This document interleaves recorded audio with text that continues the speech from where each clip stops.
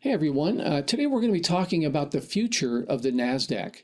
The Nasdaq is one of the major stock exchanges. The other one is the New York Stock Exchange. We do not have an astrological birth chart for the New York Stock Exchange, but we do have one for the Nasdaq.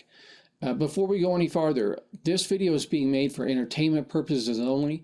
If you decide to invest your money, please consult a financial advisor. So off to the side here, you can see the birth of the Nasdaq. It began in 1971 on February 8th. We have a birth time of around 10 a.m. I can't confirm the 10 a.m., but I can confirm that this is an accurate chart.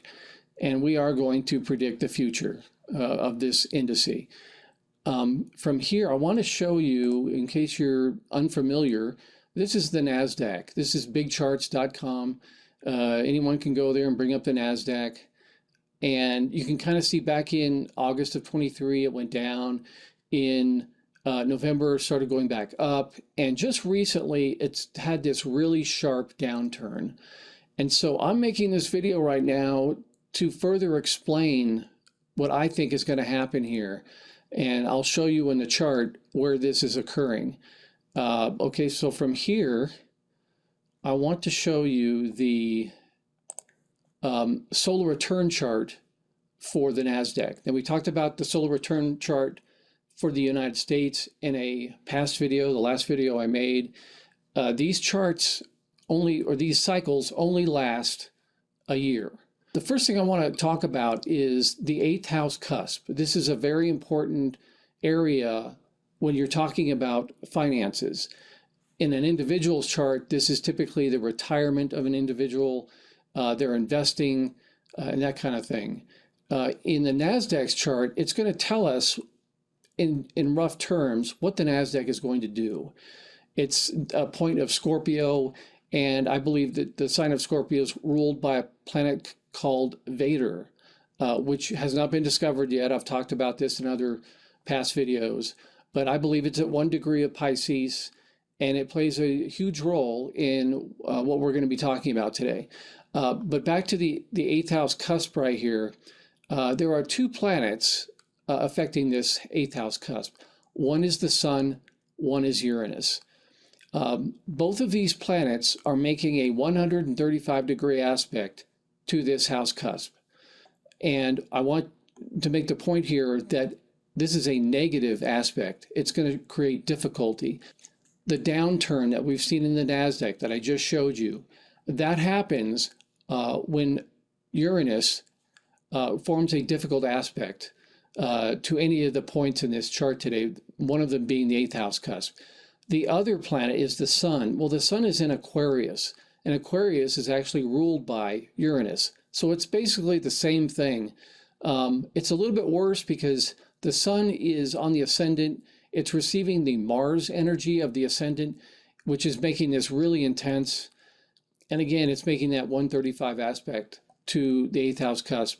All you need to know is both of these are difficult, and both of them create sudden change for the worst in the Nasdaq's chart, or in any chart, really. Now, as I discussed before, Vader is going to be the second area that we want to look at. It's in the 1st house, and it's in the sign of Pisces. So we want to look at the 1st house ruler, which is Mars. And we also want to look at the ruler of Pisces, which is Neptune.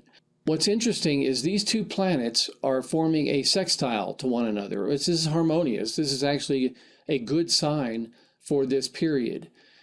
And again, this is a year-long period. So we could see a sharp downturn followed by an upturn at some point later on in the year. So if we just take a look at Mars and only Mars, we talked about the sextile to Neptune, but Mars isn't really doing much else to any other important area of this chart. Next, we'll look at Neptune. And what's interesting about Neptune is we talked about the sextile to Mars, but Neptune is also making a sextile to the Moon as well as Pluto. So these three planets, this is a big conjunction, Mars, Moon, Pluto, making a positive aspect to Neptune. This is big. And so what we're going to see this year is we're going to see a sharp downturn.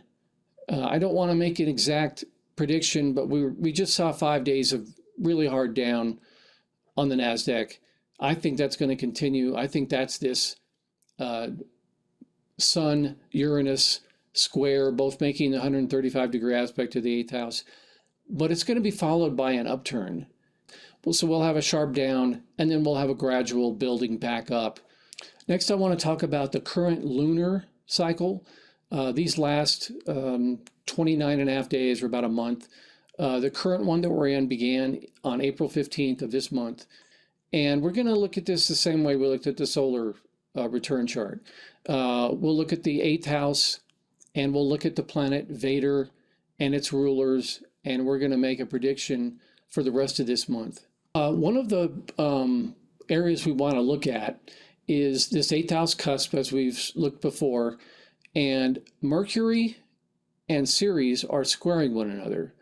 And both of them are making a hard or difficult aspect to this 8th house cusp.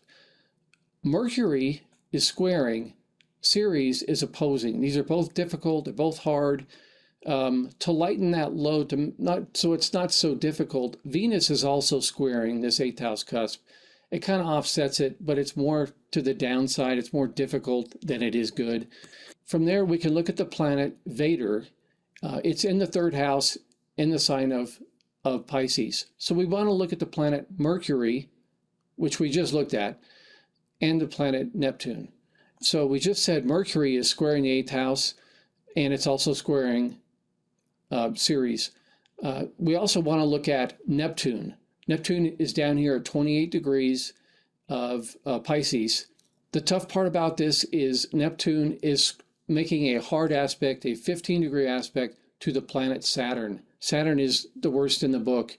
Neptune making this difficult aspect to Saturn is really tough. It's a difficult aspect, and it's going to show downward movement of the Nasdaq. Again, this is a 1-month cycle.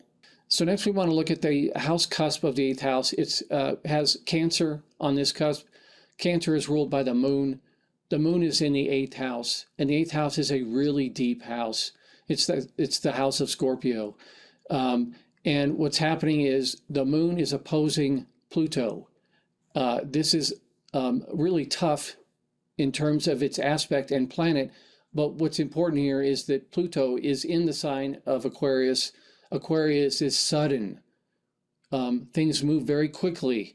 And when you have a difficult aspect and a deep house like the 8th house, this is sudden downward motion of the Nasdaq.